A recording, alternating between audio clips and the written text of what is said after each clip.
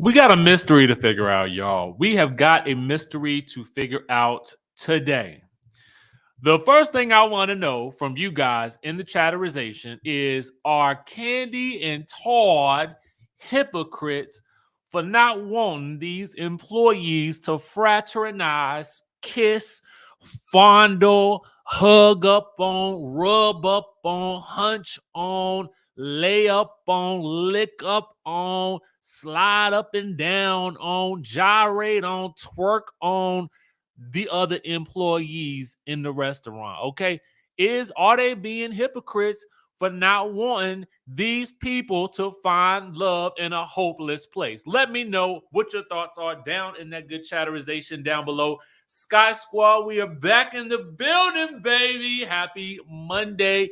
I just got back from doing Good Day DC, where we were talking about Karen's Grand Dame reunion. We talked about that and some other stuff, But now it's time to talk about Kandi and the gang.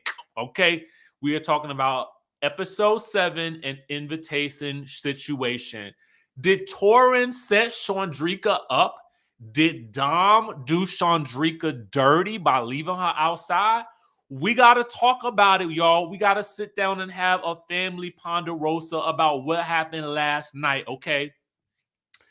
And we also got to talk about why ain't no furniture up in Patrick and Melvin's apartment, okay? But that's a question for later on in the episode. Let me know where you guys are watching from in the chat. And then let me also know what you rate the episode on a scale of 1 to 10, okay? I see Kentucky's in the place, Florida, I see you, Washington, D.C., baby, Philly's in the house. Hey, who else? New Haven, Connecticut, okay? Where else you're watching from? Let me know in the chatterization. And again, Brooklyn in the house, baby. Nola, Abu Dhabi. Yes, come on, Abu Dhabi. We ready for Housewives of Dubai. That's what I'm waiting on, okay? Be more. New York, Milwaukee. I see we got a 9 already. Poconos. Let's rate the episode, y'all. Let's rate the episode. Let's do the doggone thing. Let's rate the episode. For me, on a scale of 1 to 10, what stands out for me on this episode is the number 9. The number 9 is the number that I feel like is what we're going to rate this episode. And let me get into why. So for me, this episode had a lot of different, there was a lot, when I look at my notes, there was a lot that happened last night. I mean, the show was busy and it was fast-paced AF, okay? I see a lot of you guys are saying 8s, 9s. We all about the same place. You know what I'm saying? And what, honestly, there was a moment there at the end that I thought was going to be real climactic, but it turned out to be very anticlimactic. But we're going to talk about the ramifications of that moment as we get to the end of the episode as well, okay? So, we start out the episode. I believe Mama Joyce was asking, that Kandi was doing a TikTok talking about who was most likely to do what.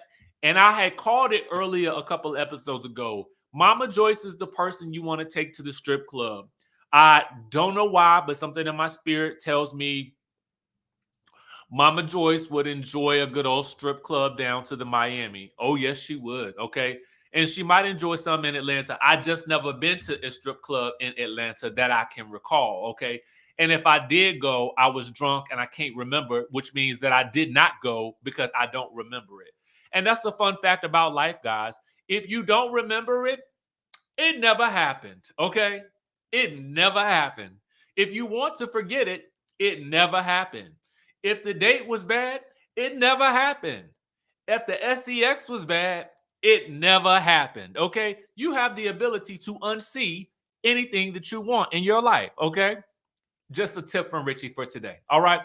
Now, anyway, Chandrika is meeting with Dom, and she lets Dom know about getting caught talking about Kandi and Todd. And Dom is like, girl, you can't even remember you saying some stuff about some people. Like, what's wrong with you? But really, they want to blame it on the cameras up in the office. And I'm like, why don't y'all know it's cameras in the office and y'all know y'all filming a reality TV show? I don't understand. Riddle me that, okay?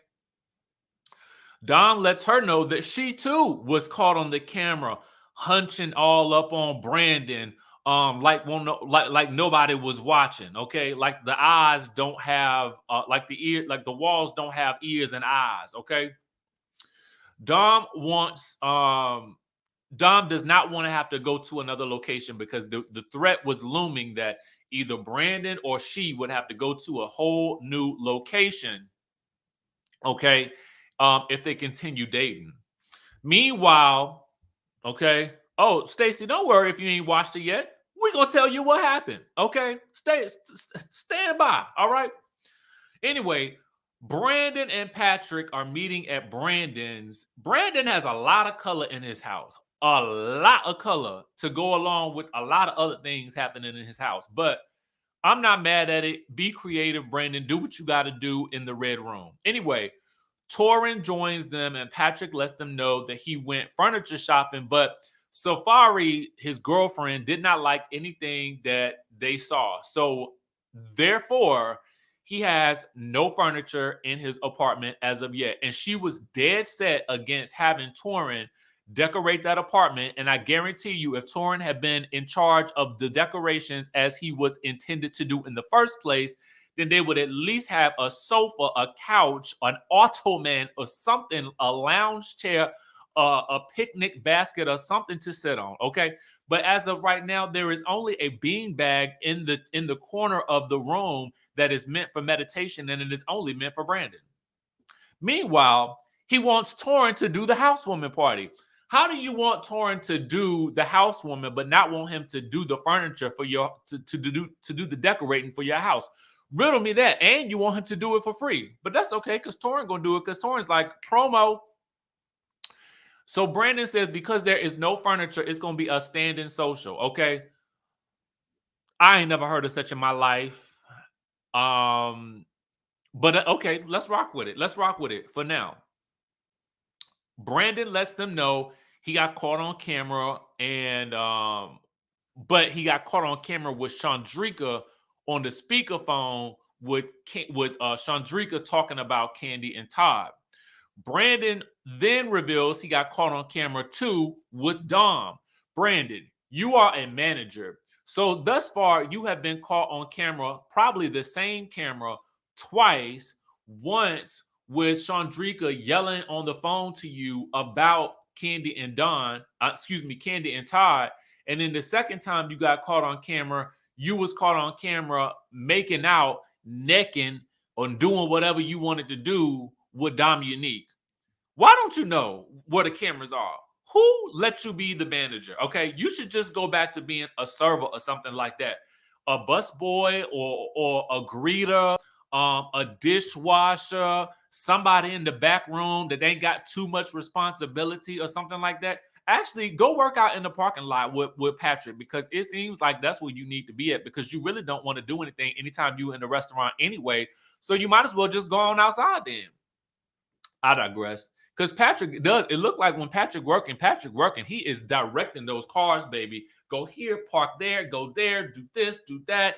Then simultaneously, he can talk on the phone with his grandma, persuading her to make some good old cakes for a family bake-off. But I digress. Brandon says he's just going to say, well, him and Dom have broken up or whatever. And they're going to act like they're not together while they're at work. But after work, they're going to be hunching and bunching and stuff like that. And Patrick is like, well, Todd and Kandi dated. Patrick, being the snitch that he is, I'm shocked that this is coming from him, says, well, Kandi and Todd dated while Todd was working on Real Housewives of Atlanta and Kandi was a cast member. So I don't understand why it's such a big problem for Brandon and Dom Unique to be hunching and bunching in the back room. I mean, and that's when you have to ask the question, are Kandi and Todd being the hypocrites? I mean, because according to the OLG staff, especially Mitch the snitch, Patrick, then, I mean, even he's saying that it sound a little hypocritical. So I don't know, but it's their restaurant. They running things. So if they say it, it probably goes. Okay. Patrick then admits to the guys that he is planning to ask Safari to marry him. Do not ask this woman to marry you until she can provide you with some furniture for your home. Thank you very much. Okay. Because the only furniture we've seen her decorate is really the butterflies in that office in her of hers where she be doing the booty popping stuff. Okay. So anyway, Philip then lets us know that while Brandon is reliable in the fact that he will show up, he's just not going to do much when he gets there. And that was really all we saw of Philip that much. Meanwhile, Patrick, in his all-new, well-lit confessional, lets us know that there's going to be a dessert cook-off happening at Kandi's house. Meanwhile, while he's doing that, the ice machine is broken, water is everywhere, Philip is doing all the cleaning, Don Juan is trying to get the stuff up with a straw, and Brandon, the manager of it all, is basically doing nothing.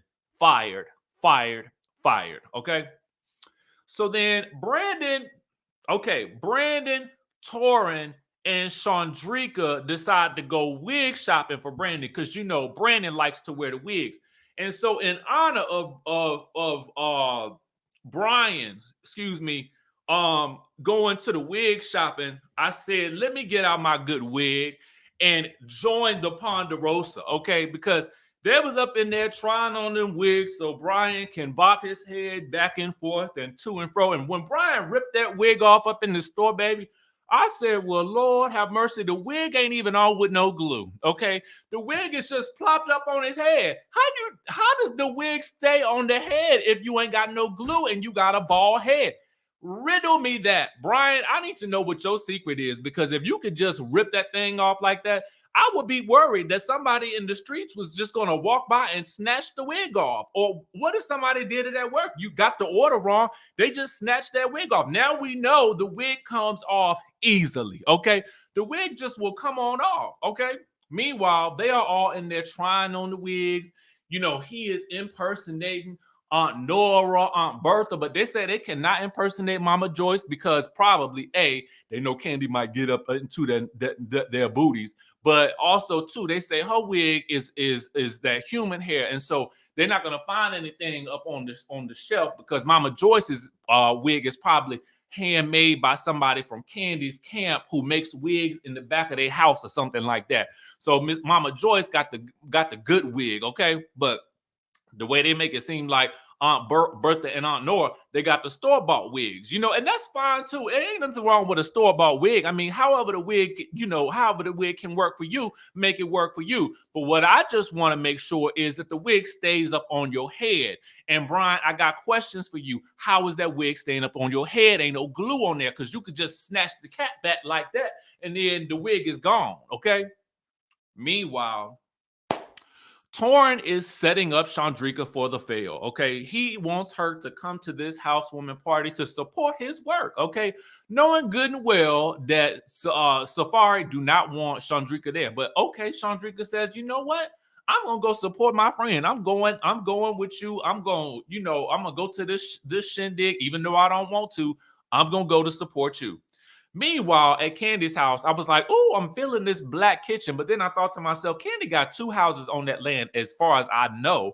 And I was like, she is probably not in her real home. She is probably in that back house that I don't know what they use it for, but she probably in that back house, that second house, the guest home, the pool home, the place where the servants stay. I don't really know, but she was probably back there in that home doing the whole bake-off thing. Anyway, all the ladies come over, because they could use some new recipes for their desserts and stuff like that at the OLG and whatnot.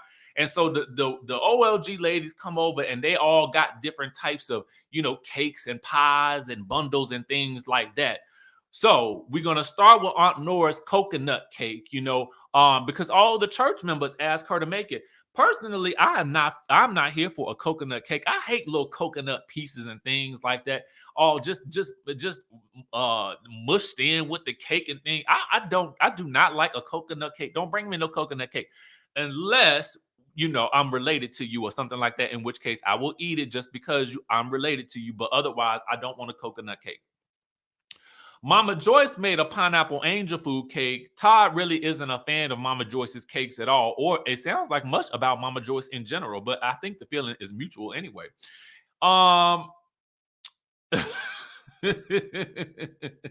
Aunt Bertha made a pound cake because it was quicker, and she ain't got time to be fooling around with these people and their shenanigans.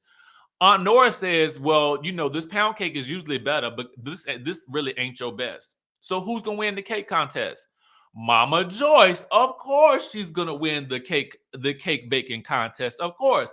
But Aunt Nora feels like it's not fair for them to have the grandsons, Melvin and Patrick, there on the side of Aunt Bertha, even though Patrick did vote for Mama Joyce, because she was like, Aunt Bertha burnt her cake anyway. I was like, Lord have mercy.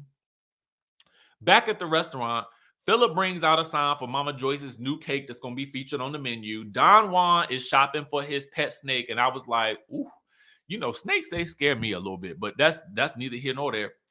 Dom and Brandon are doggy treat shopping, and they are discussing the housewarming party and whether or not they should go together. Are they going to go together or not? Because it's technically not a work function, but do they want the people to know that they are still together?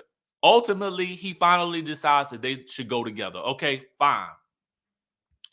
Over to Torrin's house, Brian stops by with some egg rolls. I swear every scene Brian is in, I'm shocked that he didn't have no egg rolls at the wig store. I am very, very shocked that there were no egg rolls at the wig store, because this man got an egg roll everywhere he go. I swear the egg rolls is probably in the man bag. Okay, reach in and pull out an egg roll. Here you go. Let me hand them out. Everybody gets an egg roll. You too, cashier. You too can have an egg roll. I think I got one more down up in here with some buffalo sauce on it. I got the buffalo sauce too with it. You need some buffalo sauce too? Okay. Everywhere he go, he got these egg rolls. But I'm not mad at you, Brian, because you get your exposure the way you need to get your exposure, and get these egg rolls on the menu at the OLG, because I think that's where it's going. Okay. We got a super chat from JMW, says, red flag, Dom and Brandon ain't the one. Well, we're about to see about that. Okay. All right. So anyway, he come with some egg rolls. Okay. Torrin been trying to call Patrick to get in contact with him about adding the egg rolls to the menu. And it don't really matter, because whether or not Patrick wanted egg rolls at the shindig or not, if Brian was going to be there, the egg rolls are going to be there too. Anyway, even if he has to do it for free. They recap Safari not wanting everyone in Patrick's house, and then we change the scenes. So it's the day of the housewarming party, and I'm thinking to myself, poor Safari, because what do we get? We get an aerial shot of the apartment complex that Melvin and Patrick live in, and I just thought to myself, well, Safari, if your biggest gripe was that you don't want people to know where this man lives, here we are. We might as well have had a map of the city of Atlanta, and we can just see plot right dead in the center where Melvin and Patrick live. Safari, the secret is out. Everyone now knows where they live. I don't know what you're going to do with yourself. Probably nothing, because you ain't been furniture shopping. Anyway, they're cleaning up. It's Patrick and Melvin. They cleaning up on the inside. And on the inside of the bathroom, Patrick puts up, I don't know if it's magic marker or lipstick, I don't know what it is, but he used something, and he basically puts a sign on the mirror that says no number 2. And in fact, in order to make sure that nobody goes number 2 in his bathroom, he is going to remove the toilet tissue. Now, Patrick, bless your heart and soul. I must say, I feel like Patrick is a good man, Savannah. He is a good man, Savannah. However, Patrick, sometimes I just don't know. Because if you have ladies coming to your abode, you're going to want to have some type of moist towelette, some type of toilet tissue. It needs to be 2-ply, please. You know what I'm saying? Any Southern gentleman knows when you prepare your bathroom for women to enter, you have the appropriate accoutrements so that they can use the bathroom in peace and without difficulty. Okay? That tells you how little he really seems to understand about women in general. Okay? Which is probably why Safari is able to whip him in any way she wants to whip him. Okay? So that's going to come back to bite him in the butt later. But we'll talk about that soon. Okay, we'll get to that in a minute. Torin arrives and wants to know if Safari was the decorator for the house because ain't no furniture around, okay? And ain't nowhere to sit.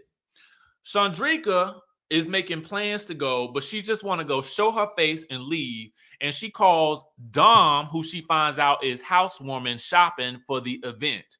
Chandrika said, I'm not bringing no gift. The gift is my presence. And I'm like, girl, they're not going to get your gift, okay? They're not going to get it. At OLG, Dom hugs Brandon. She runs up to him while he's at the bar. And Chandrika and June, who is her fiance, meet up with them for drinks. And then Dom decides, well, listen, girl, now, this is the plan. Dom says this. Okay, girl, this is what we're going to do. I'm going to go into the event first. And I'm going to let you know what this scenario is. Boom. Okay. And that way I can prep them for the fact that you outside, okay? And then you gonna make your grand entrance on the and come on in. That's what we're gonna do. That's what's gonna happen. Chandrika's like, okay, girl, let's do it. Let's do it. Miss D Green says, oh no, one ply with water, not messing up my pipes. Well, that's why I said the little moist towelettes, something flushable as well. You know what I'm saying? Whatever you need. I'm just trying to make sure you got something to pat things down with. You know what I'm saying? Anyway, Torin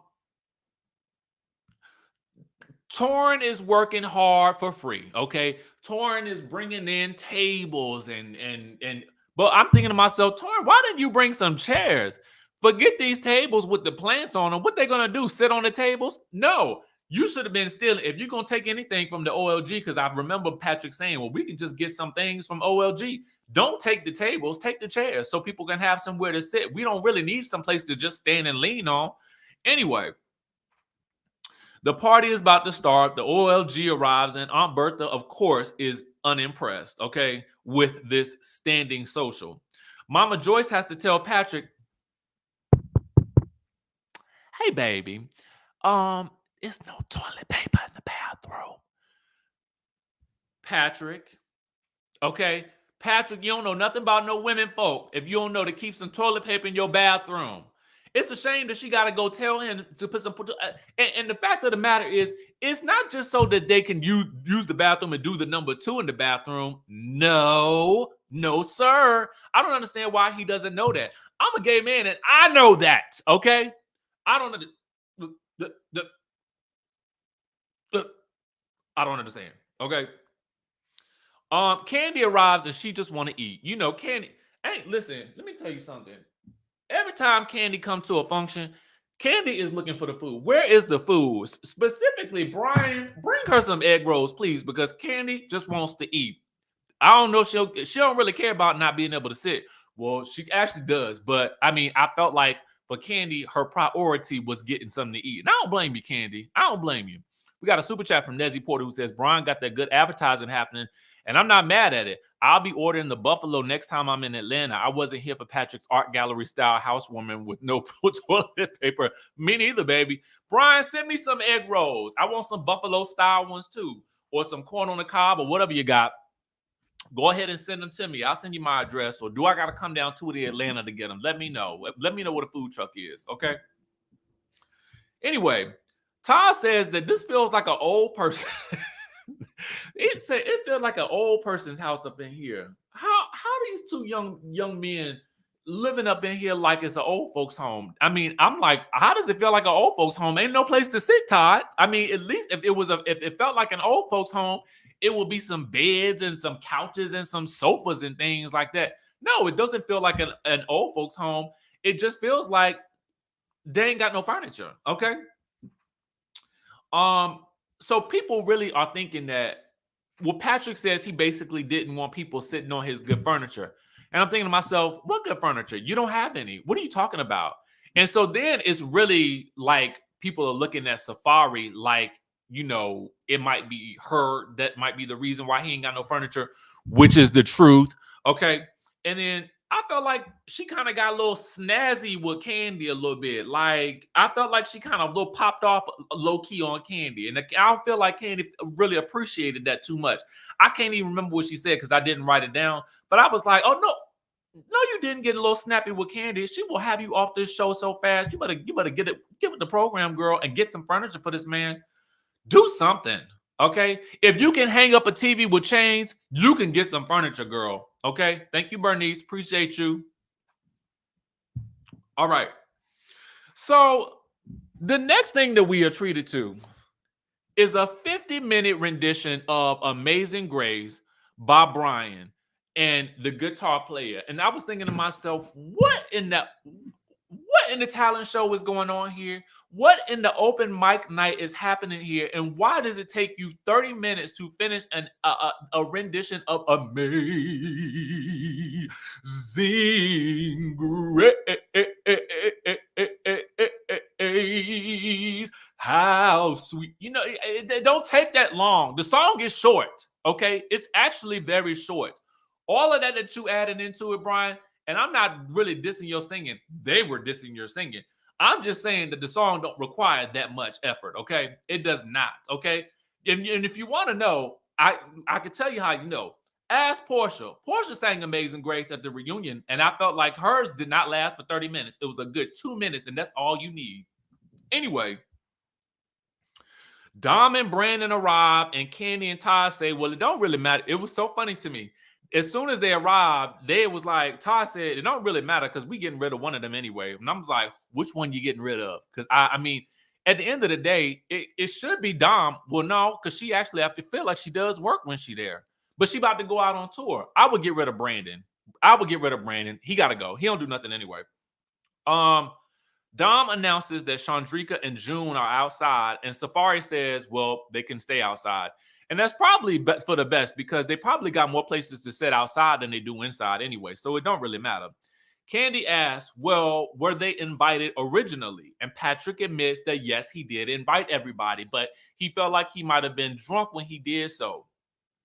But Patrick says that now that him and Safari have uninvited them, and unbeknownst to Chandrika and them, they didn't, you know, he never really conveyed, okay, to her that she was no longer invited.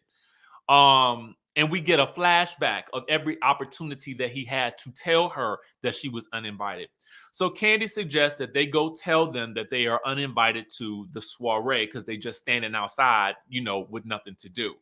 Shardo then steps in and says, you know what, Dom, I feel like maybe you should go out there and check on them along with Patrick and Safari and Torin because you guys came together. And when he said it, it was a quiet moment, but it's gonna be a moment that leads to something more next week. And I thought about it to myself. I was like, well, yeah, that probably really would make sense since she was gonna be the inside girl and report back that you might want to go outside and kind of let her know that she wasn't going to be invited. And then either you stay at the party or you go. But Dom is like, if you don't mind your business, I'm having fun up in this party with my man because Brandon was kissing and licking and all kinds of things up on this woman. And the OLG was looking like, we not here for all of this. No. Everybody is looking at them in disapproval. Dom is trying to like push him off of her, but at the end of the day, this man was all up on her in front of everybody, and it was just basically disrespectful to everybody else at the party because they know that this is what's happening at work. Anyway, Torin, Patrick, and Safari run outside, and Torin is like, why y'all not inside? Torin, you know why they not inside. They weren't invited. Patrick has to tell them, listen, hey, y'all, my girl don't feel comfortable with you being here because we had a situation. And so, June, you know, you being somebody that will stand by your lady, I'm sure you understand why I have to disinvite you to my house or whatever. And so, basically, this moment was anticlimactic. I was expecting some type of explosion, but Chandrika was just like, okay. In her mind, she was thinking to herself, I think I ain't really want to be here anyway. But June is like, yo, like, why did Dom leave us sitting around, hanging around outside? And he put it to her like this. If we were at a club and they couldn't get in, and we all came together, we would leave with them. And I was like, ooh, I want y'all to chime down the chatterization and let me know, do you think Dom should have left with Chandrika if they all came together and Chandrika and June could not get in? Okay. Because Chandrika says, well, they're just two different people. And in my mind, I was like, ooh, this is going to be very interesting next week. Okay. Erica says June was right. I see a lot of people saying yes, yes, yes, yes, yes. I'm going to tell y'all one time. Okay. It was a Sunday. Okay. It was a Sunday fun day. This was back in my Sunday fun day party days. Okay. And we were going from one place to the next, right? And we were ending up at this club. And so one of our friends was like, so like, I guess, intoxicated that security would not let him in. And so I'm going to blame it on the fact that I had a lot of alcohol, but I was still, like I was still with it. And so when I turned around and I saw my friend being pulled away by security, I kept walking into I kept walking into the club. You know what? And to this day, I will never forgive myself for that moment.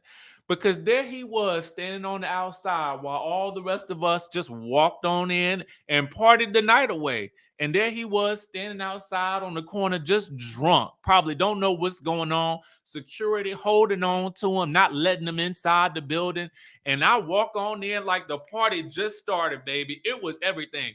But I still feel bad for him to this day. And so now, as I reflect on the situation, I think to myself, maybe Dom, you should have left with your girlfriend. You probably should have, because you also too kind of encouraged her to come a little bit as well. You know what I'm saying? Because I mean, I think that might have been the right thing to do. But I can say that with a clear head. I'm not drunk right now. You know what I'm saying? Maybe Dom was so drunk off of Brandon's love and his licking on her lips and things like that in front of everybody that she just couldn't think straight that night. So that's what we're going to chalk it up to. But next week, we're going to see her and Shardo get into it about, whether or not Dom was doing the right thing or not. I would have expected Dom and Chandrika to be going at it, but it seems like Chandrika is holding Dom back from trying to get at Shardo. So I don't really know what's going on. All I know is that it looks like a mess, and I will be right there for it. Okay? Now, listen. That's the review for Kandi and the Gang, episode 7. I want to thank you guys for tuning in. These recaps are fun to me. This show is just a whole heck of a mess of fun, and I love every single drop of it. Okay, and I hope. Yeah, I know I was wrong, Michelle. I was wrong, but I mean, I'm gonna have to blame it on the alcohol because I knew not what I was doing. I actually kind of did, but the party was just so lit. There's no excuse for it actually. Anyway, so with that being said, y'all know that I love y'all, and I'm gonna catch y'all in the next video.